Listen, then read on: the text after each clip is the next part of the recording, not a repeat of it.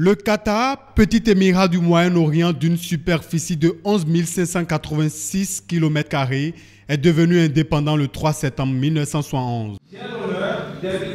Mais une autre date, le 18 décembre, celle de l'accession au trône de la famille Al Thani, est célébrée par le peuple qatari.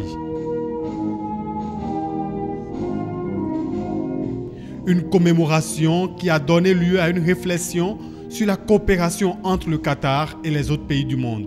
En la matière, le Bénin et cet État ont démarré leurs relations avec l'implantation d'une ambassade au Qatar en 2010. Les relations entre le Qatar et le Bénin, malgré la jeunesse de nos liens, demeurent prometteuses, puisque entretenues par des actes concrets.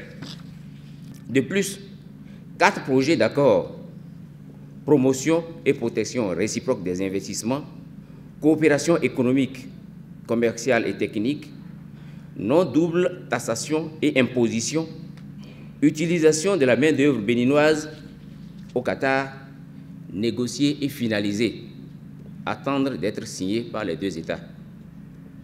Les dispositions sont prises pour fixer une date en vue de leur signature.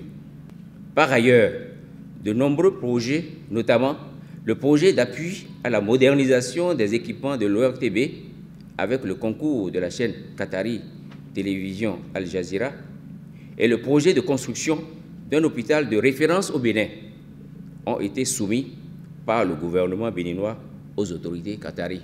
Le Qatar est dirigé depuis 2013 par l'émir Tamim Ben Hamad Al Thani.